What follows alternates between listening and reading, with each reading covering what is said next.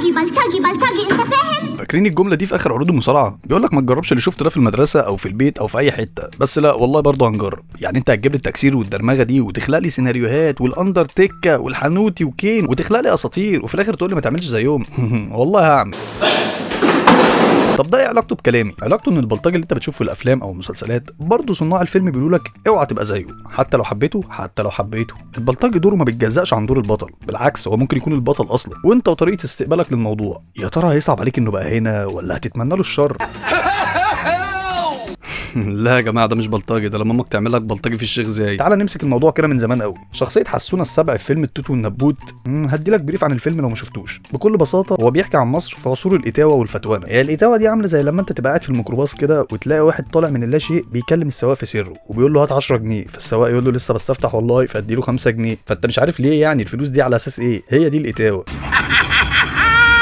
باي باي. المهم نرجع للفيلم. كان الفتاوة ده هو الشخص اللي بياخد اتاوة بيفرضها على الحي او الناس اللي في المنطقه بحجه او غرض حمايتهم وحمايه تجارتهم وحياتهم. وفي الفيلم كان حسونه السبع هو شخص استحقاقي كل يوم والتاني بيفرض اتاوة اكبر على الناس، وكان بيبيعهم كل حاجه عشان يتنفسوا والذكر يعترض، فما كانش في حد بيفتح بقه ولازم تدفع يعني هتدفع. الى ان لما البطل عاشور الناجي اقتدر وبقى معاه فلوس فقدر انه ياخد السلطه مكان حسونه. فبكل المقاييس حسونه ده شخص بلطجي وتوكسيك، واكيد صناع الفيلم مش عايزينك تبقى زيه. بس هل انت كمشاهد هتكره حسونه او هتغل منه؟ بالعكس لا، لانك شايف حسونه ليه احترامه من اول الفيلم. بلطجي، شايف حتى الممثلين بيبوسوا ايده من اول الفيلم وبيقدروه، وانت ما كرهتوش برضه ما حبيتوش. بس ممكن التوليفه الغريبه دي كلها تكون بسبب اختيار الممثل نفسه. يعني حمدي غيث كاريزما ما حصلتش. طب ليه ما قلناش ان حمدي غيث ده ممثل بلطجي بيروج للبلطجه والكلام الكبير ده؟ بكل بساطه عشان انت احترمت الفيلم ككل، عشان معالجته وكتابته صح، لان الفيلم متاخد من روايه الحرافيش اللي مكتوبه بخط ايد عمنا نجيب محفوظ. فانت مستني ايه؟ دقه في التفاصيل هتخليك تحب كل فرد في الروايه حتى لو كان مين، عكس مثلا كتابه فيلم زي الالماني او عبده موته او الافلام اللي دخلها محمد رمضان في بدايه حياته كممثل. الفيلم مش مديلك مبرر انك تحب الشخصيه او الممثل اصلا. شايف البطل في اول الفيلم بيعمل علاقه انت مش عارف بدايتها من نهايتها، وبعدين بيتخلى عن البنت وبيقول لها تسقط. وشايف ان الالماني في اول مشهد بيثبت واحد وبياخد روحه عشان موبايل بحجه انه جعان وعايز فلوس ياكل. سيناريو هش ما فيهوش ترتيب للاحداث ولا ادالك دافع تحب البطل ولا عرفك ايه اللي وصله كده عشان تدافع عنه. فعشان كده الالماني دايما مرتبط معانا بالكوميكس والافات عشان اللنجره اللي حصلت فيه، وانه بقى فرض عضلات ما بين كل الممثلين في الفيلم مش اكتر. وعبده موته في اخر الفيلم وهو بيتعدم بيتسال نفسك في ايه قبل ما تودع، فبيرد بمونولوج معناه انه عايز يكسب تعاطفك، وكان نفسه كل الناس اللي اذوه ما يخلوش يبقى الشخص السيء ده، وانه كان نفسه يبقى انسان نظيف. طب انا ما صدقتكش لاني ما شفتش الجانب الكويس في شخصيتك. ازاي انت بقيت شخص سيء كده؟ بالعكس انت خرجت من السجن وكملت في طريقك اللي انا برضو ما اعرفش انت بداته ازاي وليه وفين. والله ما اعرف ضربك لنعمه ربنا كده خدم المشهد فيه.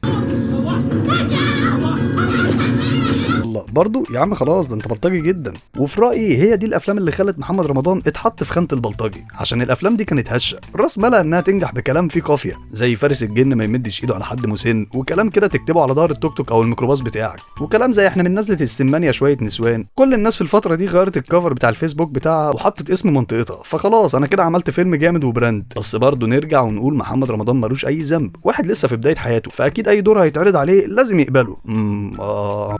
كده برضه استاذ محمد بتصغرني قدام الناس. هو هنا مش في بدايه حياته، بس بصراحه كده يا جدعان محمد رمضان مش اول واحد يعمل الحوار ده. ما الحوار ده حصل قبل كده اصلا قبل الثوره في منطقه شعبيه. فانت لو هتلوم الواقع ان هو سيء، فمحمد رمضان جه يصوره. تتخيلوا رجل لابس قميص نوم وهم ماشيين حواليه بيلفوا بيه ساعتين في المطريه بدون ما حد يتدخل، بغض النظر اذا كانت الشرطه اتاخرت ولا ما اتاخرتش وما وقت مقبوض عليهم. يعني مش محمد رمضان هو اللي بدعه. فانا من وجهه نظري ان لو حاجه زي دي هتتصور فيتعمل مثلا بلس 18 على الحلقه او على الفيلم ده. والمناسبه الفيديو اللي انت شايفه ده كان قبل الثوره وقبل المسلسل ده بسنين، فلو انت شايف ان محمد رمضان خلق حاله جديده فهنا في مشكله. المهم يعني عشان ما نغيرش المواضيع زي ما انا قلت لك كده بالظبط، عبده موته في الاخر اتعدم. ده معناه ان المخرج بيقول لك ان المجرم او البلطجي خد جزاؤه. اي نعم هو ما سردلكش القصه ولا فاهمك اي حاجه، بس تمام هو خد جزاؤه والحمد لله اصلا ان هو اتعدم، والحمد لله ان الفيلم ده خلص. لكن بقى في الالماني انا عندي استفسار غريب، فين محمد رمضان بعد ما اصلي ذبح حبيبي الماني، وبعد كده محمد رمضان دور على اصلي، وبعد كده موت اصلي، وبعد كده خد الفلوس وجري؟ طب يا جدعان انت بالفيلم اتقفل على ايه؟ طب يعني انا كده استفدت ايه؟ بص الحمد لله ان ان الفتره دي من الافلام خلصت اصلا. عندك فيلم مثلا زي ابراهيم الابيض، انت شايف فيه اتجار وشايف فيه ضرب وواحد ماسك سنج ومطاوي ومقاريط، مش ناقص غير انه يكون بيوقد بنات عشان تكرهه. بس لا، عمرك ما هتكرهه، عشان مروان حامد وعباس ابو الحسن خلقوا لك دافع من اول الفيلم انك تحبه.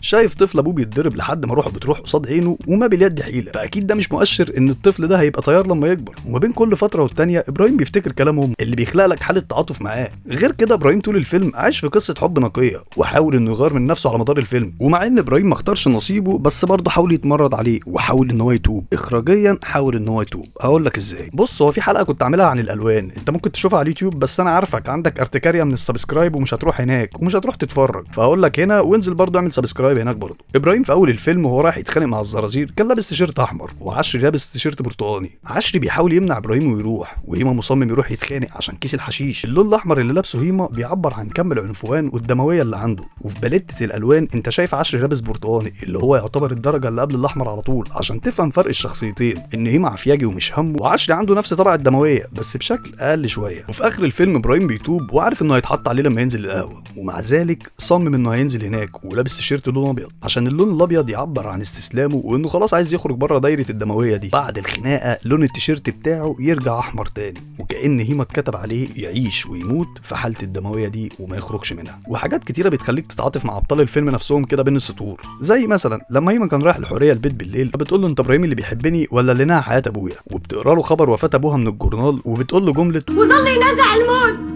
عشان عربية الإسعاف ما عرفتش توصل.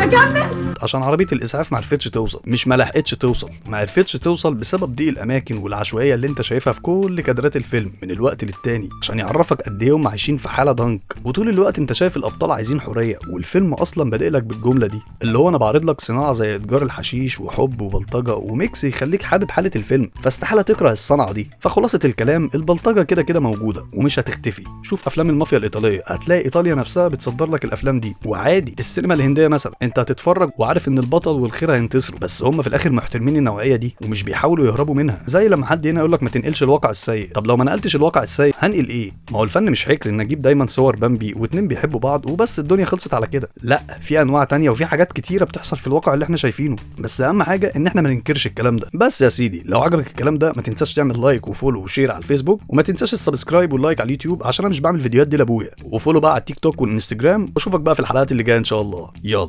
سلام.